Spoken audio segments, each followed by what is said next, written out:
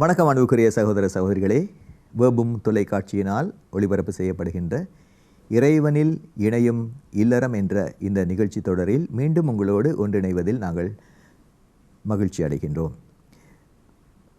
திருமணத்திலே குழந்தை வளர்ப்பு என்பது மிகவும் முக்கியமான ஒரு அம்சமாக, திருமணத்தின் அடுத்த அம்சமாக இடம்பெறுகின்றது என்பதை நாம் எல்லோரும் அறிவோம். பிள்ளைகள் சிறந்த முறையில், சீரான முறையில் வளர்க்கப்பட வேண்டும் என்ற ரீதியிலே நாங்கள் அதனை பார்க்கின்றோம். எந்த குழந்தையும் நல்ல குழந்தைதான் மண்ணில் பிறக்கையிலே, பின்பு நல்லவராவதும் தீயவராவதும் அன்னை வளர்ப்பதிலே தந்தை வளர்ப்பதிலே, இப்படியான கவிஞர்களின் கூற்றும் நமக்கு நினைவிருக்கின்றது. இந்த ரீதியிலே பிள்ளைகள் மன நிறைவோடு வளர்க்கப்பட வேண்டும். அவர்களுடைய ஒவ்வொரு பருவத்திலும் அவர்களுக்கு தேவையான அன்பு பரிமாணங்கள் சிறப்பான முறையில், செறிவான முறையில் ஊட்டப்பட வேண்டும். இப்படியாக ஊட்டப்படுகின்ற போது ஒரு நிலையிலிருந்து இன்னொரு நிலைக்கு போகின்ற குழந்தை மன நிறைவோடு அது கடந்து செல்கின்றது. அப்படியான ஒரு நிலைப்பாடு ஏற்படுகின்ற போது மனித மனங்களிலே வளமை ஏற்படுகின்றது. அந்த வளமை தொடர்ந்து ஏற்பட்டு அந்த மனிதனுக்கு அவனுடைய ஆளுமையிலே ஒரு செழிப்பையும் அவனுடைய உறவு தொடர்பில் ஒரு நிலைப்பாட்டையும் ஏற்படுத்துவதை நாங்கள் பார்க்கின்றோம். சிறந்த ஒரு சமுதாயம் உருவாவதற்கு நல்ல பிள்ளை வளர்ப்பு ஒரு முக்கியமான மூல காரணமாக அமைகின்றதை நாங்கள் பார்க்கின்றோம். இந்த வகையிலே பிள்ளைகளை மகிழ்ச்சியான ரீதியில் வளர்ப்பது பெற்றோர்களுடைய கடமை.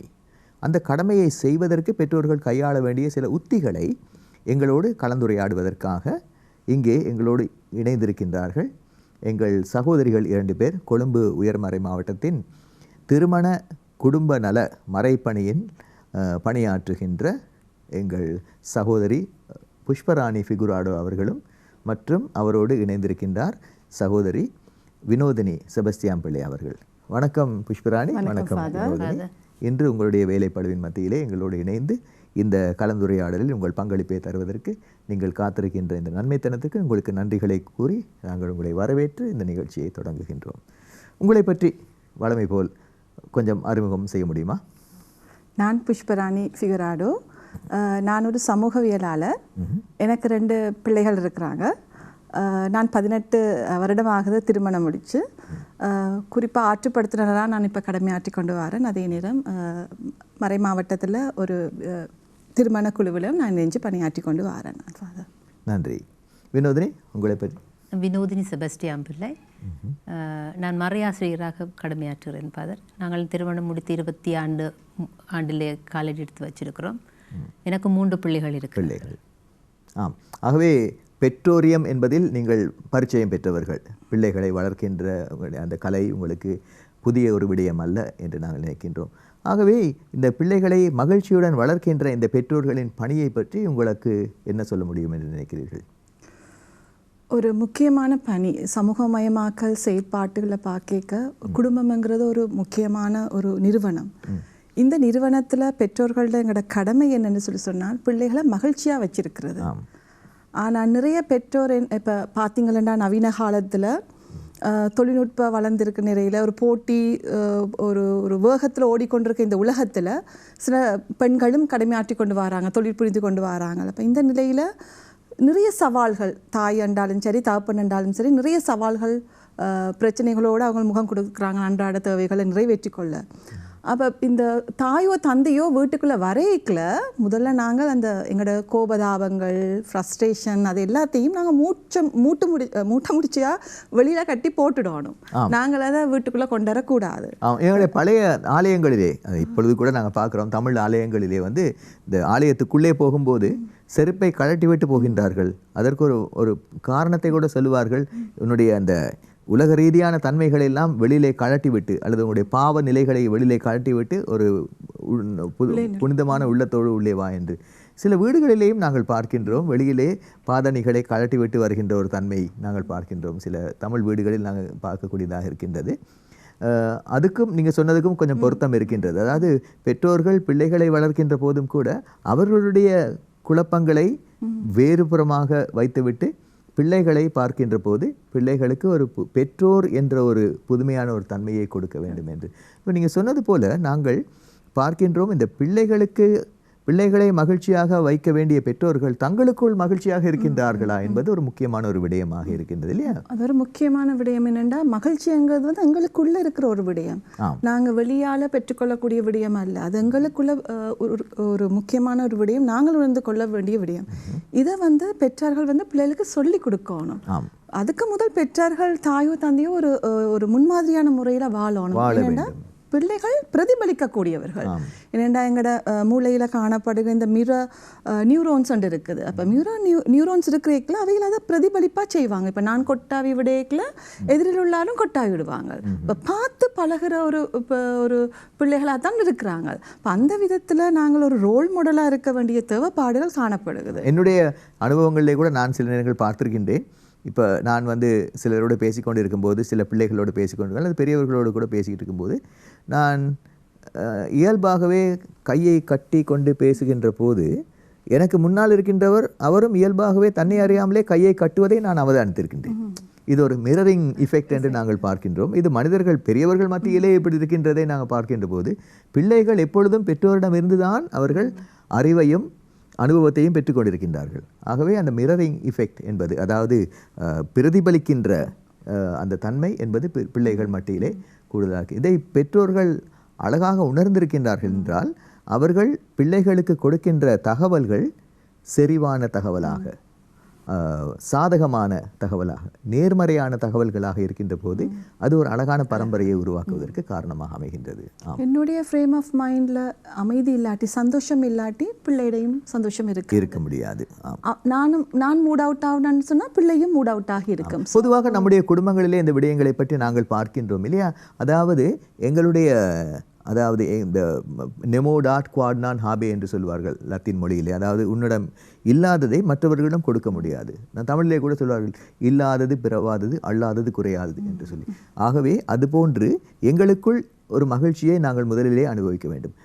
மரே போவன் என்று சொல்லப்படுகின்ற உளவியலாளர், குடும்ப உளவியலாளர், அவருடைய ஃபேமிலி சிஸ்டம்ஸ் தெரப்பி என்று சொல்லப்படுகின்ற அவருடைய குடும்ப கல்வி ஆற்றுப்படுத்தல் முறையிலே, குணப்படுத்தல் கல்வியிலே அவர் சொல்லுகின்றார், அதாவது பெற்றோர்கள் பரம்பரையாக அவர்கள் மகிழ்ச்சி உள்ளவர்களாக இருக்கின்ற போதுதான் பிள்ளைகளுக்கு அந்த மகிழ்ச்சியை கொடுக்கக்கூடியதாக இருக்கின்றது. பெற்றோர்கள் அவர்கள் பிள்ளையாக இருக்கின்ற போது அவர்கள் பெற்றோரிடமிருந்து மகிழ்ச்சியை பெற்றார்கள் என்றால் அவர்கள் குடும்பத்திலே மகிழ்ச்சி பிரதிபலிக்கும். அந்த மகிழ்ச்சியின் வெளிப்பாடாக பிள்ளைகளுக்கு மகிழ்ச்சி கிடைக்கும். இதை மறுபுறத்திலே பார்க்கின்ற போது பெற்றோர்களுக்கு அந்த மகிழ்ச்சி அனுபவம் இல்லை என்றால், அவர்கள் அவமகிழ்ச்சி அனுபவத்திலே அதிகமாக திளைத்திருந்தார்கள் என்றால் அது பிள்ளைகளுக்கும் ஒரு பாதிப்பை ஏற்படுத்தும். ஆகவே முதலிலே இதனை குடும்பமாக நாங்கள் இந்த அன்பு பரிமாணங்கள், அந்த மகிழ்ச்சி நிலைகள் படுகின்றதை நாங்கள் பார்க்கக்கூடியதாக இருக்கின்றது. ஆகவே தான் முதலிலே பிள்ளைகளுக்கு மகிழ்ச்சியை கொடுப்பதற்கு முதலில் பெற்றோர்கள் கணவனும் மனைவியுமாக ஒரு மகிழ்ச்சியான அனுபவத்துக்குள் இருக்கின்றார்களா என்பது முக்கியமாக நாங்கள் பார்க்கப்பட வேண்டிய ஒரு விடயமாக இருக்கின்றது. பாத்தர், நீங்க இப்ப சொன்ன மாதிரி பானையில் இருந்தால் தான் நகைப்பையில் வரும்னு சொல்லுவார்கள். அப்போ சில இடங்களில் பார்த்தோம்னு சொன்னால் கணவர் வேலையால் வீட்டுக்கு வரக்கு பிள்ளைகள் வெயிட் பண்ணுவாங்க, இந்த டைமுக்கு அப்பா வருவார்.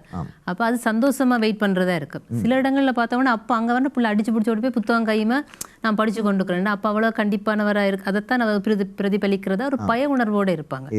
அப்போவுமே வந்து இப்போ அம்மா சரி இப்போ அப்பா வார ரெண்டா க்ளீனாகி பொட்டு வச்சு பூவெல்லாம் வச்சு ஒரு மன நிறைவோட ஒரு சந்தோஷத்தோட கணவரை எதிர்கொள்ற நேரத்துல பிள்ளைகளும் தெரியும் அப்ப அப்பா வாராருன்னு சொன்னா எல்லாரும் வாசலே ரெடியா இருப்பாங்க. அப்ப அதுல வந்த அப்புறம் இருந்து கதைச்சு அப்ப ஒரு வேலைப்பழுவில வர்ற ஒரு கணவரா இருக்க அப்பாவா இருக்க பிள்ளைகளை காணது அவருக்கும் ஒரு சந்தோஷம் வரும். அப்ப அந்த இருக்கிற பழுவெல்லாம் அவர் அதிலே ரக்கி வைக்கிறதுக்கு குடும்ப சூழ்நிலையும் அங்க ஒரு காரணமா இருக்கிறத பார்க்கக்கூடியதா இருக்கு.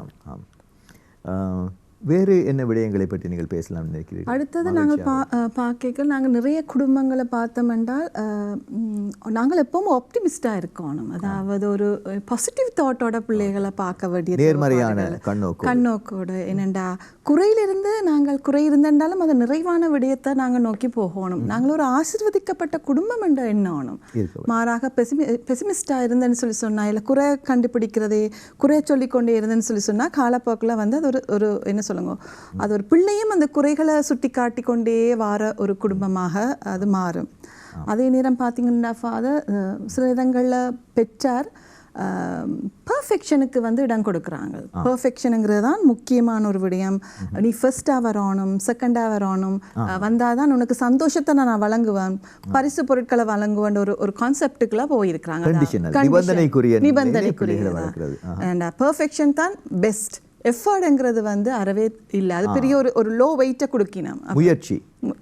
முயற்சி எடு, முயற்சி திருவினையாக்கும் என்று. அதாவது பிள்ளைகளை நாங்கள் வந்து பள்ளிக்கூடத்துக்கு அனுப்பும்போது எதற்காக அனுப்புகின்றோம் என்று பெற்றோர்கள் முதலில் தெரிந்து கொள்ள வேண்டும்.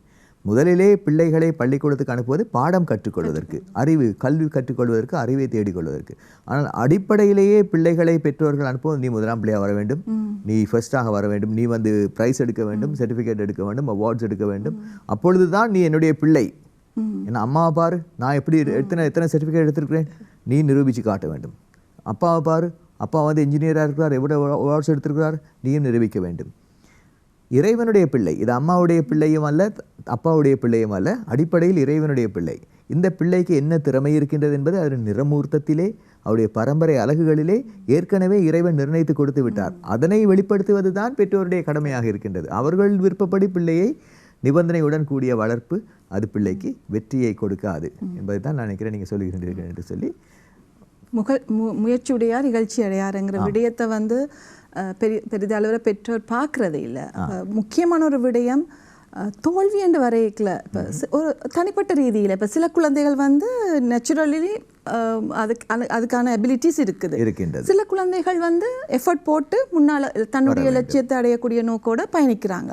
இப்போ இந்த பேரண்ட்ஸ் கூட அந்த எஃபர்ட்ங்கிற விஷயத்துக்கு நிறைய முக்கியத்துவம் கொடுக்கணும், மோட்டிவேஷனல் சப்போர்ட் கொடுக்கணும், அவர்களுக்கு பயிற்சியை வழங்குறதோடாக அவர்கள் அந்த இலக்கை நோக்கி அடையிறதுக்கான வழிவகைகளை செய்து கொடுக்கணும். இங்கே வந்து நிறைய பெற்றோர் எப்படி பார்க்குறாங்கன்னு சொல்லி சொன்னால், ஒரு தோல்வி என்பது ஒரு எக்ஸாமில் தோற்று போனோன்னு சொல்லி சொன்னால், ஒரு குறைய மார்க்ஸ் எடுத்துன்னு சொல்லி சொன்னால் அப்படியே எல்லாமே முடிஞ்சு என்று சொல்லி ஒரு ஃபுல் ஸ்டாப் போடுற அளவுக்கு இருக்குது. அதை ஏற்றுக்கொள்ள முடியவில்லை, அவர்களால் ஏற்றுக்கொள்ள முடியவில்லை. அந்த விடயங்களெல்லாம் திருத்தப்பட வேண்டிய விஷயங்களை ஒழிய முற்றுப்புள்ளி வைக்க வேண்டிய விஷயம் இல்லை. இது ஒரு ப்ரோசஸ். எஃபர்ட்ங்கிறது வந்து ஒரு ப்ரோசஸ் கண்டினியூஸாக போய்கொண்டிருக்கிற விடயங்கள். ஸோ இந்த மாதிரியான விடயங்கள் என்னன்னு சொல்லி சொன்னால் ஃபாதர், இந்த மாதிரியாக நாங்கள் எஃபர்ட்டை கொடுத்து, பயிற்சியை கொடுத்து, பிள்ளைக்கு மோட்டிவேஷனை கொடுத்து தன்னை இலக்கை நோக்கி அடைய நாங்கள் காட்டி கொடுக்கும் போது அங்கே ஒரு நல்ல ஒரு ரிலேஷன்ஷிப் கொண்டு வர்றது பிள்ளைக்கும் பெற்றாருக்கும் இடையிலே. அது மட்டுமல்ல, ஒரு ஆளுமையுள்ள குழந்தையாக கூட அது வளர்கிறதுக்கான நிறைய சாத்தியக்கூறுகள் இருக்குது. ஒரு வாழ்க்கையில் ஒரு சக்ஸஸ்ஃபுல்லான ஒரு பிள்ளையாக கூட அது எதிர்காலங்களில் பயணிக்கக்கூடியதாக இருக்கும். எந்த சவால்களையும், எந்த காலகட்டத்திலையும் எந்த சவால்களையும் அது சமாளிக்கக்கூடிய திறனும் அந்த பிள்ளைக்கு வந்து சேர்றது. இப்போ எஃபர்ட்ங்கிறது வந்து எங்களுடைய பெற்றார் பெரிய அளவில் முக்கியத்துவம் கொடுக்குற இல்லை, ஆனால் கட்டாயம் முக்கியத்துவம் கொடுக்கப்பட வேண்டிய விடயம் பெர்ஃபெக்ஷனுங்கிறத விட. அதாவது நீ இப்படித்தான் செய்ய வேண்டும், இப்படித்தான் செய்ய வேண்டும் என்று நிபந்தனை விடுப்பதை தவிர்த்து, நீ இப்படி செய்தால் நன்று, இதை செய், உன்னால் முடியும் என்று ஊக்கப்படுத்துகின்ற ஒரு நிலைப்பாட்டை நாங்கள் வந்து பெற்றோர் மத்தியிலே நாங்கள் எதிர்பார்க்க கூடியதாக இருக்கின்றது. இந்த பிள்ளைகள் வளர்ப்பிலே அந்த பிள்ளைகளுக்கு உண்மையாக ஒரு உந்து சக்தி பெறுவதற்காக, இல்லையா? அப்போ இதை பற்றி உங்களுடைய வாழ்க்கை அனுபவம் என்ன மாதிரி இருக்கின்றது? ஃபாதர், இதில் நாங்கள் கூடுதலாக பார்க்க இப்போ இருக்கிற சூழ்நிலையில் கூடுதலாக பெற்றோர் என்ன செய்கிறாங்கன்னா, அடுத்த பிள்ளை குடும்பத்தில் சகோதரங்களாக இருந்தாலும் சரி, ஸ்கூலில் அவங்களோட படிக்கிற ஃப்ரெண்ட்ஸாக இருந்தாலும் சரி, ஒப்பிட்டு பார்க்குற ஒரு விதம் காணப்படுது. அந்த பிள்ளையும் படிக்குது பாரு, நீயும் என்ன செய்கிறா, நான் அது டியூஷனுக்கு அனுப்புறேன், விழா செய்து உனக்கு படிக்க எழுதலேண்டு அந்த பிள்ளைக்கு இருக்கிற ஆர்வமும் அந்த பிள்ளைக்கு இருக்கிற ஞானமும் ஒவ்வொரு பிள்ளையும் தனித்தனி என்றதை மறந்து போய் அங்கே அந்த பிள்ளை இத்தனை மார்க்ஸ் எடுத்தா நீ இத்தனை மார்க்ஸ் எடுக்கணும் என்ற ஒப்பிட்டு பார்க்கறதுல பிள்ளைகள் மனதளவில் ரொம்ப பாதிக்கப்படுறாங்க. இப்போ ஒரு ஆளுக்கு பாட இயலுமெண்டா இன்னொரு ஆளுக்கு ஆட இயலும். இப்போ அந்த ஆடுற பிள்ளைய கொண்டு போய் பாடுன்னா அந்த பிள்ளைக்கு கஷ்டம். ஆனால் சில பேர் என்ன செய்யறாங்க, தங்களோட விருப்பத்துக்காக பிள்ளைய திணிக்கிறதாலேயே சில பிள்ளைய ரொம்ப அந்த படிப்பிலேயே ஒரு வெறுப்பு வர்றதுக்கான காரணம் இருக்கு. அதே நேரத்தில் இப்போ சொன்னோம்னு சொன்னால் ஒரு தரம் நான் ஒரு பாடத்தில் ஃபெயில் ஆகிட்டா இந்த வாழ்க்கையில் நீ இது முடிஞ்சுது. புஷ்பராணி சொன்ன மாதிரி இந்த வாழ்க்கை ஓலவலோடையே பெரிய பிள்ளைகள் அந்த தற்கொலை முயற்சியோ விரக்தியோ இல்லாட்டி வேறு வித தவறான வழிகளில் போகிறதுக்கு காரணம் வந்து வீட்டை போனால் எனக்கு இப்படியான ஒரு பனிஷ்மெண்ட் இருக்குது, என்ன ஒரு கணக்கு எடுக்க மாட்டாங்க, நல்லா படித்தா மட்டும்தான் எனக்கு வீட்டில் மதிப்பு, அப்போ அந்த ஒரு அதை ஏற்றுக்கொள்ள மாட்டேன் ஏற்றுக்கொள்ளாத தன்மை இருக்கிறபடியால் தவறான முடிவுகளை சில பேர் எடுக்கிறாங்க. ஆனால் எந்த வாழ்க்கைன்றது இறப்பு மட்டும், அது எத்தனை வயசுன்னு சொல்ல இயலாது. ஆனால் சில பேர் 40 வயசில் 70 வயசில் கூட நிறைய விஷயங்கள் அவங்க திருமணம் முடித்து பேரப்புள்ள கண்ட ஆக்கள் கூட படிப்பில் சரி அவங்களுக்கு விருப்பமான விஷயத்தில் நிறைய பேர் சாதிச்சிருக்கிறாங்க. அப்போ எப்போவுமே ஃபெயிலியர் ஆனதில் அந்த நேரத்தில் ஆக்கள் பேசினாலும் ஒரு ஆள் சக்ஸஸ்ஃபுல்லாக ஒரு பெரிய ஒரு முதல் இடத்துல நிற்க தான் எல்லா கேமராவும் வந்து அவங்கள நோக்குறது வந்து இவர் சாதித்தார்ன்ற கணக்கு. அந்த சாதிச்ச ஆள்கிட்ட நாங்கள் போய் கேட்டோம்னா அவர் 1000 தடம் தோல்வி அடைஞ்சிருப்பார், 1000 தடம் விழுந்திருப்பார். ஆனால் சிலர் தான் விழுந்த ஒவ்வொரு அந்த கல்லையும் அடுக்கித்தான் நான் இந்த இடத்துல வந்து நிற்கிறேன். அப்போ தோல்வி அடைஞ்ச ஒவ்வொரு தருணம் எனக்கு அது வெற்றியின் படிக்கட்டுகளாக இருந்தேன்னு தான் சொல்கிறார். அப்போ அந்த நேரத்தில் யாரோ ஒரு ஆள், ஒன்று ஃப்ரெண்ட்ஸாக இருக்கலாம், இல்லாட்டி பேரண்ட்ஸாக இருக்கலாம், அவங்களுக்கு பக்கத்துணையா இல்லாட்டி ஒரு முதுகில் தட்டி கொடுக்கறதோ இல்லாட்டி கொஞ்சம் இந்த ஊக்கப்படுத்தி அடுத்த நிலைகளுக்கு போகிறதுக்கு யாரோ ஒரு ஆள் எந்த ஒரு இடத்துலையும் இருக்கிறதால தான் அவர்களுக்கு அந்த உச்ச நிலை இல்லாட்டி வெற்றியின் இடத்தை வந்து கொடியை பிடிக்கிறதுக்கு ஒரு சந்தர்ப்பமாக இருந்ததை பார்க்கக்கூடிய அடிப்படையில் நீங்கள் சொன்னது போல, அதாவது இந்த பிள்ளைகளை நாங்கள் பார்க்கின்ற போது பெற்றோர்களுடைய பிரகிருதிகள் அல்ல பிள்ளைகள், இறைவனுடைய பிரகிருதிகள் என்று நாங்கள் பார்க்கின்றோம். ஆகவே இறைவன் அவர்களுக்கு கொடுத்து வைத்திருக்கின்ற அந்த திட்டம் என்ன, அதாவது ஒவ்வொரு மனிதனுடைய வாழ்க்கையிலும் இறைவன் நம்முடைய பாஷையிலே சொல்ல போனால் மீட்பு திட்டத்தை ஏற்படுத்தி வைத்திருக்கின்றார். உன்னுடைய மீட்பு திட்டம் என்ன? உன் பக்கத்து வீட்டுக்காரருடைய மீட்பு திட்டத்தை நான் இது உனக்குள் திணிக்க முடியாது. உன்னுடைய மீட்பு திட்டத்தின்படி உனக்குள் இறைவன் கொடுத்திருக்கின்ற சக்திகள் என்ன, திறமைகள் என்ன, ஆற்றல்கள் என்ன, இல்லையா? இதையெல்லாம் பெற்றோர்கள் வெளிப்படுத்துகின்றது. நாங்கள் ஏற்கனவே பார்த்தோம், கல்லுக்குள்ளே சிற்பம் தூங்கி கிடக்கும், சின்ன ஒளி தட்டி தட்டி எழுப்பும் என்று சொல்வது போல பெற்றோர்கள் வந்து அந்த ஒளியைப் போல அவர்கள் பிள்ளைகளுக்குள் இருக்கின்ற ஆற்றலை தட்டி எழுப்ப வேண்டிய ஒரு கடமையிலேயே இருக்கின்றார்கள். ஆகவே அங்கே இருக்கின்ற பாசிபிலிட்டிஸை அவர்கள் பார்க்க வேண்டும். இந்த நிலைக்கு அவர்களுடைய மனநிலை சாதகமான நிலையை அடைய வேண்டும், பாசிட்டிவான மென்டல் ஸ்டேட்டஸ் அவர்களுக்குள் இருக்க வேண்டும். அப்பொழுதுதான் பிள்ளைகளை வளர்க்கக்கூடிய ஒரு உற்சாகம் ஊட்டக்கூடிய ஊக்கம் ஊட்டக்கூடிய தன்மை இருக்கின்றது. இப்படியான ஒரு நிலைப்பாடு பிள்ளைகளுக்கு ஒரு சுதந்திர குழந்தையாக, மகிழ்ச்சியான குழந்தையாக, மன நிறைவுள்ள குழந்தையாக அந்த பிள்ளையை வளர்க்கக்கூடிய ஒரு சாத்தியத்தை ஏற்படுத்தும் என்று நாங்கள் பார்க்கின்றோம். வேறு என்ன விடயம் பேசலாம் இதை பற்றி? அதாவது பெற்றோர்கள் பிள்ளைகளை இது சாதகமான முறையிலே வளர்க்கக்கூடிய வேறு பொறுமுறைகளை பற்றி சொல்லுங்கள். டைம் ஃபாதர் என்னென்னா, பெற்றார்கள் வெறும் கருவிகள் மட்டும்தான். இந்த குழந்தைகள் வந்து கடவுள குழந்தைகள். நாங்கள் கருவிகளாகத்தான், பெற்றோர்களாகிய நாங்கள் கருவிகளாகத்தான் செயற்படுறோம்.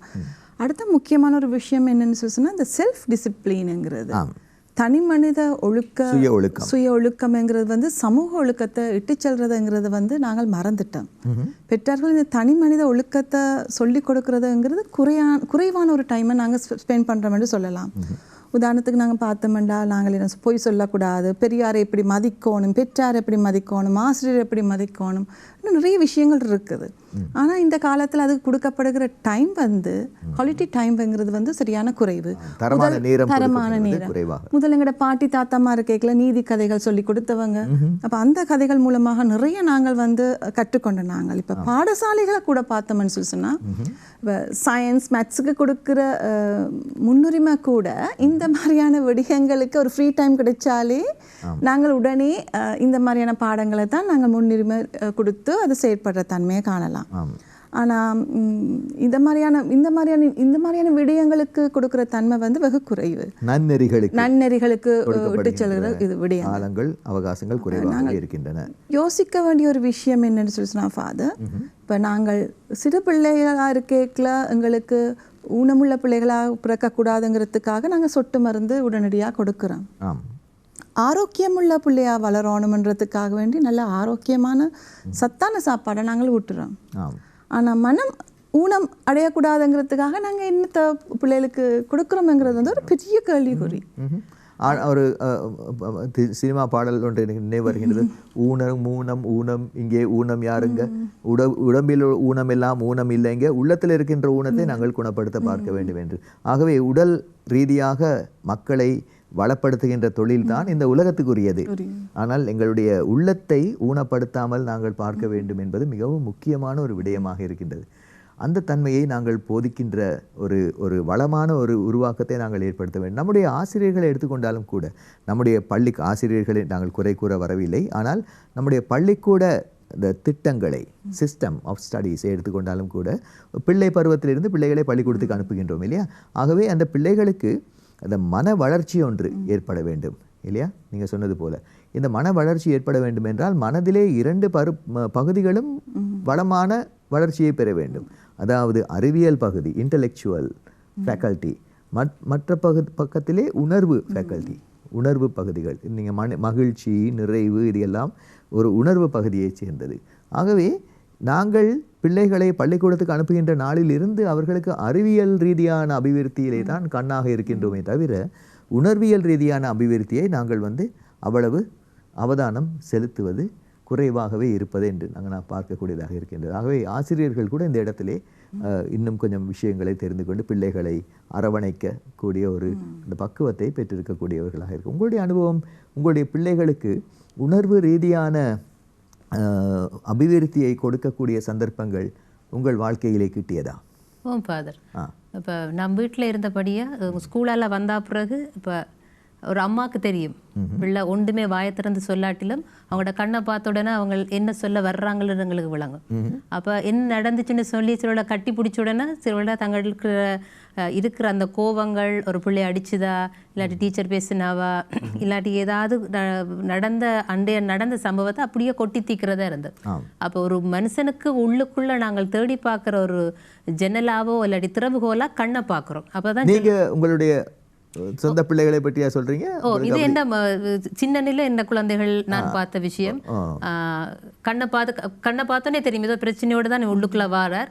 ஆனா என்னன்னு சொல்லக்க அவங்க சொல்ற பழக்கம் அவங்களுக்கு இருந்தது. என்ன நடந்தாலும் விட்ட வந்தோன்னு சொல்ற பழக்கம் இருந்தாலும் கண்ணை பார்க்கணும் எங்களுக்கு அதை ஐடென்டிஃபை பண்ணக்கூடியதாக இருந்துச்சு. எனக்கு இந்த பழக்கத்தை என்னோட அம்மாடைய பப்பா சொல்லி கொடுத்த யாரை பார்த்தாலும் கண்ணை பார்த்து கதைக்கணும். அப்போ கண் மூலமாக அந்த ஆள் எப்படி என்று சொல்லி ஐடென்டிஃபை, அது நான் நிறைய எப்போ பார்த்தாலும் சில பேருக்கு டிஸ்டர்பாக இருந்தாலும் சில முழுக்க நான் பயிற்சி எடுக்கிறது கண்ணை பார்த்து கதைக்கிற நேரத்தில் இது எப்படிப்பட்ட ஆளுன்றதை எங்களால் உணர்ந்து கொள்ள முடியுது. அதே நேரத்தில் இவர் ஒரு பிரச்சனையில் இருக்கிறாருன்றதையும் எங்களால் காணக்கூடியதாக இருக்குது. அப்படி கதைக்கிற நேரத்தில் கூட கதைக்கணும் பாதர். அதோட எவ்வளோ தூரத்துக்கு நாங்கள் பிள்ளைகளோட நேரம் ஒதுக்குறோம். புஷ்பராணி சொன்ன போல பிள்ளைகளோட நேரம் ஒதுக்குற நேரம் வந்தவுடன் அவங்க சொல்லக்கூடியதாக இருக்கும். மற்றது ஒட்புட்டு தன்மை அதுகளையும் நாங்கள் பார்க்க வேணும்.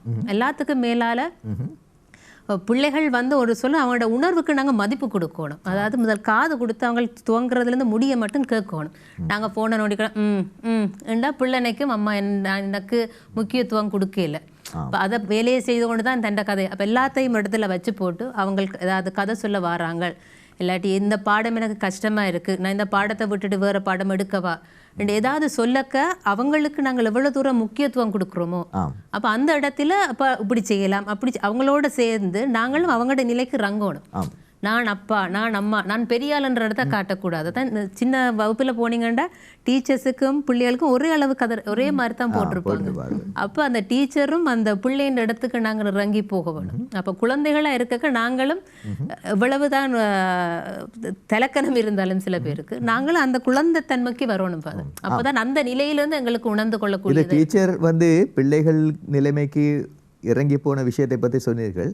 இறைவனே மனிதனுடைய நிலைக்கு இறங்கி வந்த அந்த மனித அவதாரத்தை நாங்கள் பார்க்கின்றோம் எங்களுடைய திருவிவிலியத்தின் மூலமாக. எங்களுடைய பைபிளிலே இன்கார்னேஷன், ஆண்டவர் கடவுள் தன்மையில் விளங்கிய இயேசு மனித உருவத்தை பெற்று வார்த்தை உருவான நிகழ்ச்சியை நாங்கள் பார்க்கின்றோம். இப்படியாக இறைவன் மனு உருவாகி, அதாவது அந்த நிலைக்கு போனால்தான் அந்த இரட்சணியத்தை அவர்களுக்கு கொடுக்கக்கூடியதாக இருக்கின்றது. ஆகவே தான் கடவுளே மனிதனாக மனித இரட்சணியத்தை பெற்றுக் கொடுத்தார். அதுபோன்று பிள்ளைகளுடைய நிலைக்கு பெற்றோர்களோ அல்லது ஆசிரியர்களோ நீங்கள் சொல்வது போல் இறங்க வேண்டி இருக்கின்றது. ஆகவே இந்த பெற்றோர்கள் இந்த பிள்ளைகளுடைய நிலைக்கு இறங்க வேண்டிய ஒரு மனப்பான்மை பெற்றோருக்கு இருக்க வேண்டும். அது என்னவென்று சொன்னால், இந்த பிள்ளைகள் என்னுடைய பிள்ளைகள், ஆகவே எனக்கு விருப்பமானபடி வளர்க்கலாம் என்று சொந்தம் கொண்டாடுவது ஒரு புறம், இன்னொரு புறத்திலே இவர்கள் இறைவனுடைய பிள்ளைகள், இவர்கள் எனக்கு இருக்கின்ற போது இவர்களுக்குரிய கடமை எனக்கு இருக்கின்றது. அதாவது இவர்களுக்குரிய இருக்கின்ற மனிதத்தை நான் மேம்படுத்த வேண்டும், இவர்களுக்குள் இருக்கின்ற இறைமையை நான் மேம்படுத்த வேண்டும், இவர்களுக்கு இருக்கிற திறமையை நான் மேம்படுத்த வேண்டும். ஆகவே இவர்களுக்குள் இறைவன் பொதித்து வைத்திருக்கின்ற அந்த நன்மைத்தனங்கள் என்ன அவற்றை அடையாளம் கண்டு அவற்றை மெருகூட்டி மேம்படுத்துவதற்கு நான் உதவ வேண்டும். அப்படியான ஒரு மனநிலையோடு பிள்ளைகளை பெற்றோர்கள் வளர்க்கின்ற போது அங்கே ஒரு வளமான மகிழ்ச்சிகரமான ஒரு வளர்ச்சி குழந்தையுடைய வாழ்க்கையிலே ஏற்படுவதை நாங்கள் பார்க்கின்றோம். ஆகவே இறைவன் எங்களுக்கு எல்லோருக்கும் பெற்றோராக இருந்து எங்களை வளப்படுத்தி மீட்பை எங்களுக்கு அறிவித்து கொண்டிருக்கின்ற வேளையிலே ஆண்டவருடைய வார்த்தையின் அனுசரணையினால் எங்கள் குடும்பங்கள் மெருகேற்றப்படுவது பற்றி நாங்கள் தியானிப்போம். சீராக்காகமம் அதிகாரம் 30. தம் மகனிடம் அன்பு கொண்டிருக்கும் தந்தை அவனை இடைவிடாது தண்டிப்பார். அப்போது அவர் தம் இறுதி நாட்களில் மகிழ்வோடு இருப்பார். தம் மகனை நன்னெறியில் பயிற்றுவிப்பவர் அவனால் நன்மை அடைவார். தமக்கு அறிமுகமானவர்களிடையே அவனை பற்றி பெருமைப்படுவார். இளைஞனாயிருக்கும் போதே அவனுக்கு அதிகாரம் கொடுக்காதே. அவனுடைய தவறுகளை கண்டு கொள்ளாமல் இராதே. இளைஞனாயிருக்கும் போதே அவனை அடக்கி வளர். சிறுவனாயிருக்கும் போதே அவனை அடித்து வளர். இல்லையேல் அவன் அடங்காதவனும் கீழ்ப்படியாதவனுமாக மாறுவான். உன் மகனுக்கு நற்பயிற்சி அளி. அவனை பயன்படுத்த முயற்சி செய். அப்போது அவனது வெட்கங்கெட்ட நடத்தையால் நீ வருந்த மாட்டாய். அன்பான ஆண்டவரே, இந்த வார்த்தைகளுக்கு நாங்கள் உமக்கு நன்றி கூறி உம்மை பார்த்து நாங்கள் ஜெபிக்கின்றோம். எங்கள் தந்தையே, பிதாவே, மீட்புக்குரியவரே, எங்களுக்கு மீட்பை எப்பொழுதும் எங்கள் வாழ்க்கையின் ஒவ்வொரு நொடிப்பொழுதிலும் வழங்கி கொண்டிருப்பவரே, ஆண்டவரே, உம்முடைய மீட்பின் காரியத்திற்காக நாங்கள் உமக்கு நன்றி கூறுகின்றோம். எங்கள் வாழ்க்கையின் ஒவ்வொரு மூச்சிலும் எங்கள் மீட்பு நிலை பெறுகின்றது.